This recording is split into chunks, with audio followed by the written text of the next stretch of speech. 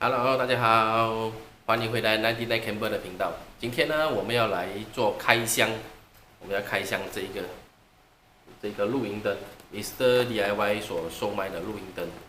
这个露营灯它的售价是39.0吉，官方是写它内建2400mAh的电池，能够连续续航4.5个小时，有40颗的 LED，它的功率是6瓦。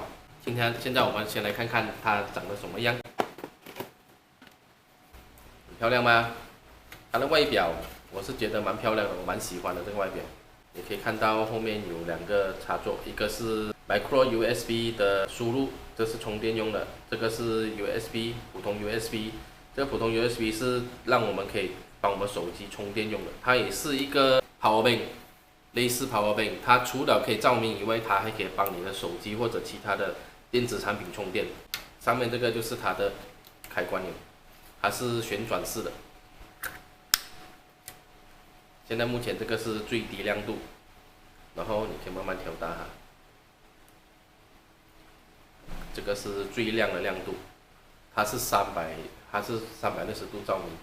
你可以悬挂 ，OK， 先把灯关掉，不然反光。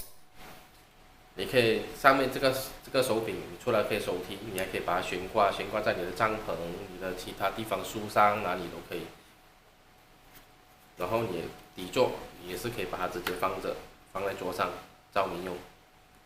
然后底部呢，我们可以看得到它是一个旋转式的开关。这个地方呢，打开呢，它是让我们更换电池用的。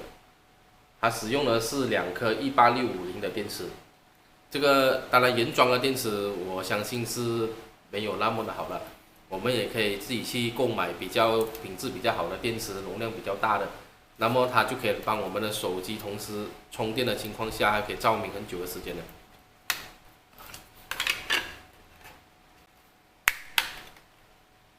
那么上一次我们的开箱呢，我们开箱的这一个风扇呢，它的电池是内建的，它没有办法更换。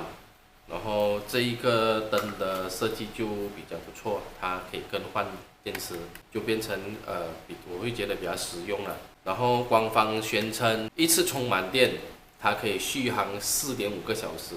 当然，我觉得它应该是以最低亮度，像这样的亮度来计算的。不过这样的亮度，你放在床边，当夜读灯还行啦。如果你要照亮整个区域、整个帐篷，我是觉得这个亮度是不行的。所以呢，我们今天要测试的是打开最高的亮度，像这样子最高的亮度，它到底可以续航多久？好吧，我们现在就先拿去充满电，充满电过后，我们就开始来测试一下它究竟可以用多久。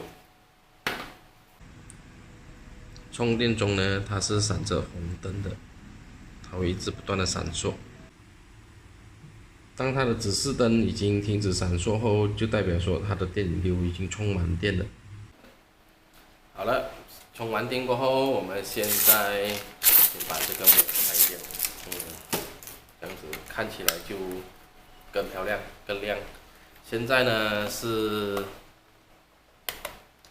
1点钟的时间，好吧，我们看看它究竟不可以续航，它可以续航多久的时间。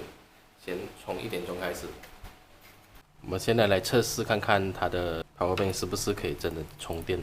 这是手机，这是充电线，真的是可以的哦。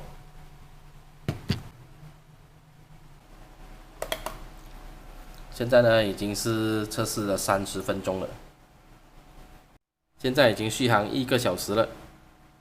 现在已经续航了1个半小时，我们可以看到很明显的那个灯光已经变得蛮微弱了。现在续航2个小时了。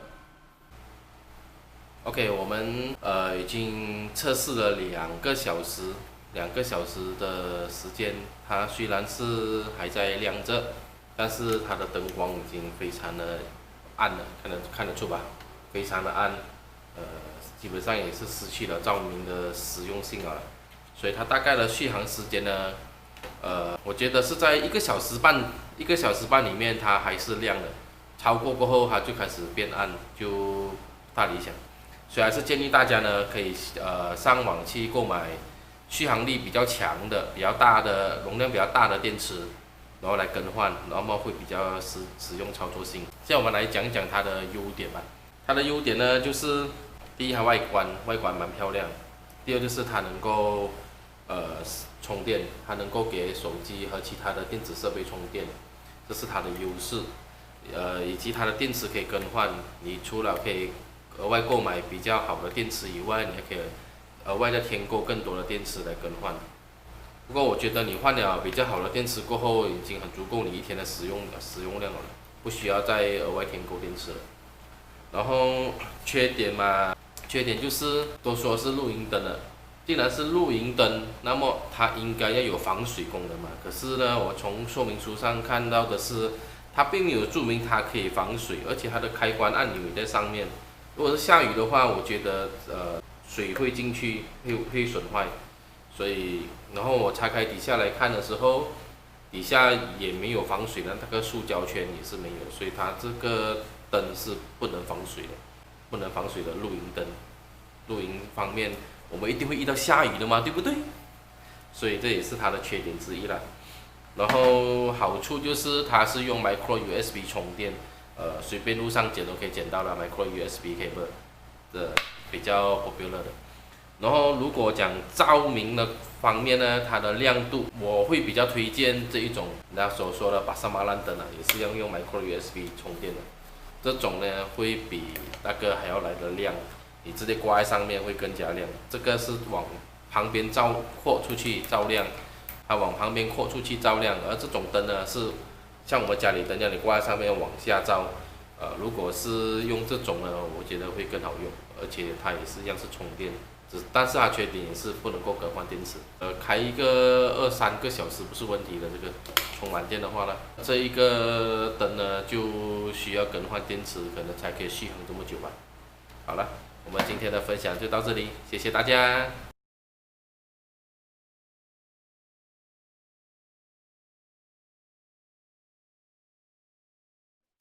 如果你觉得我的视频还有点意思的话，记得订阅以及打开小铃铛哦。